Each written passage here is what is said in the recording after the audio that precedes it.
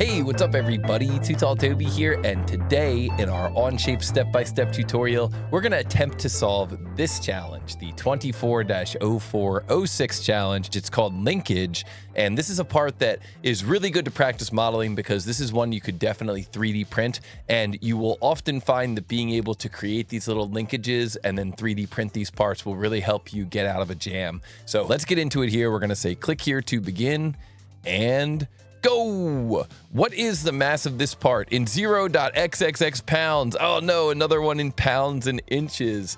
All right, well, it's good to know how to change our unit system as we're working through these different CAD systems. So let's talk about our game plan. One of the first things that we're going to do is decide on a location for the origin. Now, in this part, I see that there are several dimensions that all seem to be coming from right here. So I think that is going to make it a good candidate for our origin. So we've got our centerline symmetry here. We've got this 3.25 dimension. We've got this 1.125 dimension. Everything seems to be coming from that point. There's probably a key point in this linkage assembly, or however this part is going to be used. So that will be our origin. And then down here in this view, the origin will just be on the bottom. If you're not sure where to put the origin, putting it where the part would rest on the table is usually a good bet. We also notice that this part has symmetry, so that means that everything on one side of the center line is the same as everything on the other. And so I think as far as game plan goes, what I'll probably do is I will create this model in multiple features, multiple steps. I don't like to necessarily shove everything all into one sketch if it's not necessary. And certainly we can do that with this model, but I think I'll probably opt just to kind of separate things out a little bit, or at least separate out my different features. Maybe I'll put some of the features together in one sketch, like maybe this circle here and the overall slot could be in one sketch. And you know, now that I think about it, maybe I will just include all this info in one sketch. It does kind of make sense just to draw everything here from the top plane. So this is why it's good to plan, right? You can kind of think through your workflow, and then you could maybe revise. So maybe I'll just put everything in one main sketch, but then I can extrude to different depths, and that way I can end up getting this final result. So I'll extrude the slot shape up to this 1 inch. And then I'll extrude that circle shape up to this 1.375.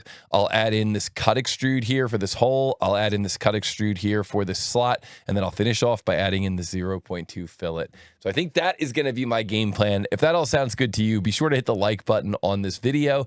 And let's get into it here. I'm going to say open in new window. I'm going to move this over to my second screen. Move this over here to my second screen. And then I'm going to take this view here and just move it off to the side so that we can still see the clock.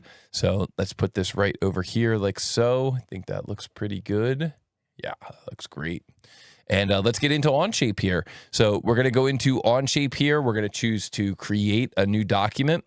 And the default units that I have set up in Onshape are millimeters. So we do need to take a moment here and just go up to this hamburger menu, and then we can change our units. Actually, you know what? Let me create this document again. Create document. I'm going to call this 24-04-06-linkage. And that way, if you get stuck on this model and you want to look up my Onshape document, you can just search the public space. So I'll make this a public document with that name. Then if you get stuck, you can just search Onshape and find that document. So now I'm going to click this hamburger menu up top here, and I'm going to go to workspace units. And then I'm going to go in here to inch and pounds.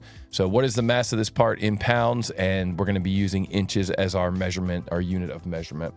So now we're going to go to the top plane, and we're just going to kind of sketch everything that we saw there on that top view. Now, to create a slot shape in Onshape, what I do typically is I draw a line, and then I assign the distance dimension to that line. So that distance is going to be 3.25.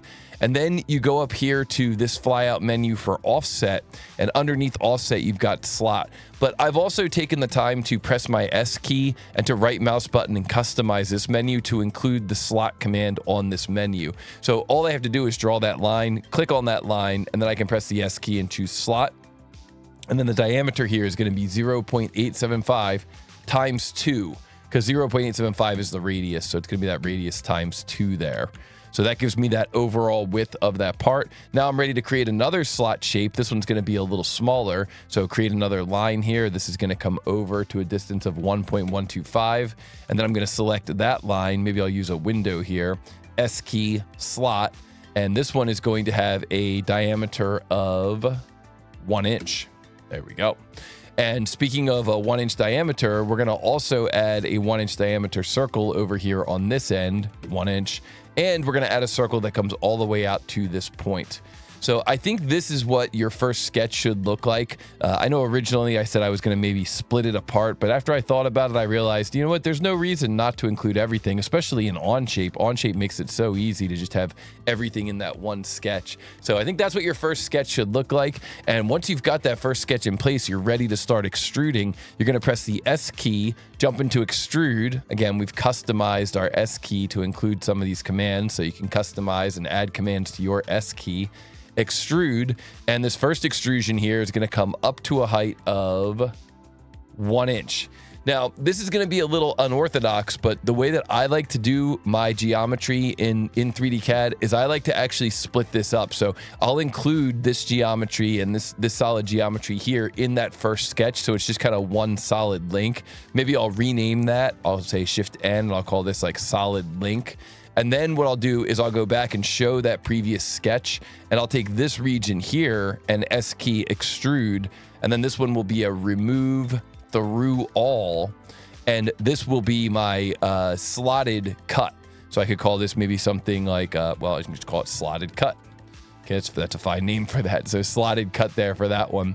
Then again, I can go back to that original sketch, click on this region, or really I could click on this circle here. I'm going to click on the region though. I've noticed in Onshape, if you click on the circle and then choose extrude, it tends to take you into a surface extrude, and that can get you a little bit confused or kind of mess with your flow if you're in the zone. So instead what I'll do is I'll just pick this this whole region here. So this region right here, and then S key extrude, and see now I'm back in the solid state of extrusion, and that's going to go up to 1.375. All right, and then that would be that kind of like a thicker area or upper thicker area. And then what we could do is we could pick this region here and then S key extrude, and we can make that go remove through all, and then we'll reverse the direction on that. Extrude, remove through all, and yeah, that's looking good. I think we're done with that first sketch. Maybe I'll just rename that sketch like master layout or main layout sketch, and then I'm gonna hide that sketch there, and then this one would be the hole in end. Maybe I could even call that like circular hole in end. And so now the only thing that's really left to do is just add in that fillet. So we could go here to the fillet command, choose on this face here, and that fillet's gonna have a radius of 0.2, enter, and enter.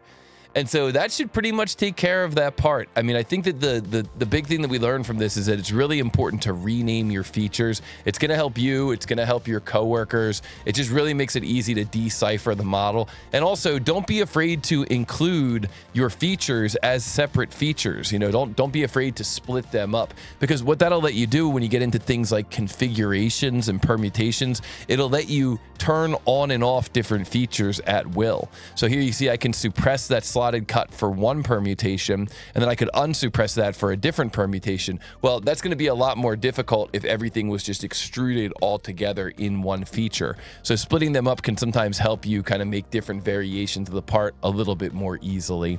So for my final steps here, as always, I'm going to hide the planes here. I'm going to come down here to the name of the part, right click. I'm going to say edit appearance, and I'm going to change this appearance to kind of match the appearance that the customer gave me.